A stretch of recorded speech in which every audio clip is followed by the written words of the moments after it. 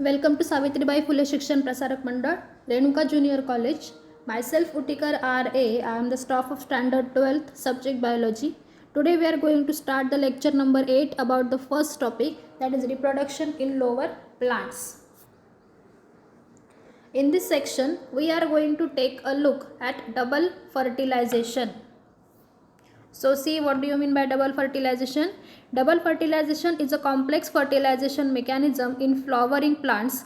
Flowering plants are also said to be angiospermic plants, and it was discovered by Navaschin in the Liliaceae plants like Liliums and Fritillaria.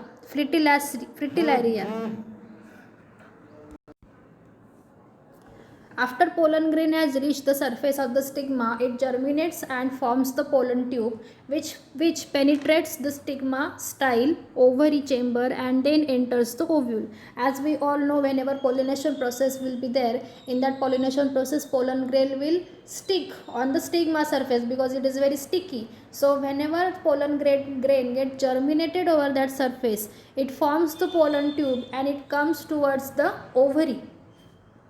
The growth of the pollen tube is guided by a chemical secreted by the synergids. It usually enters ovule through the micropyle. It is termed as a porogamy, but in some cases it is found to enter through the chalaza, known as a chalazogamy. So there are three directions.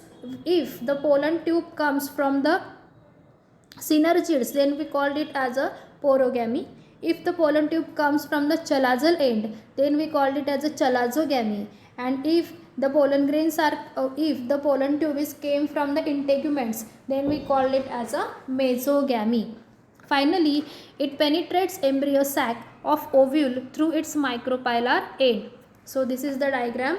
Diagram A is showing the porogamy, where the pollen tube comes from the micropylar end or near the synergid cells. In diagram B, chalazogamy, where pollen tube comes from the chalazal end, that is from the antipodal cells. And in diagram C, the pollen tube comes from the integuments, that is a mesogamy. The pollen tube carrying male gametes penetrates in one of the synergids. Watery content of synergids are absorbed by pollen tubes, which then ruptures and release the contents, including two non-motile male gametes. As we all know that male gametes contain two nucleus. That two nucleuses came from the pollen tube and towards the ovary now. As a non-motile male gametes are carried through the hollow pollen tube, it is said to be siphonogamy that ensures fertilizations to takes place. So siphonogamy is the process which ensures the fertilization process. Means fertilization is going to be happen after siphonogamy. Syngamy and triple fusions are two events of sexual reproduction in angiospermic flowering plants. So there are two events in double fertilization process, therefore it is called as a double fertilization, as a syngamy and triple fusion. So let's see, what do you mean by syngamy? Syngamy is the fusion of haploid male gametes with haploid female gametes, that is a egg, to produce a diploid zygote.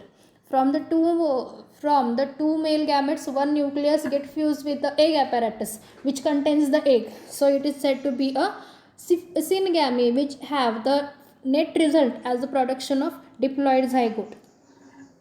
Whereas in triple fusion, second haploid male gamete fuses with the diploid secondary nucleus, producing primary endospermic nucleus. Now why it is called triple fusion?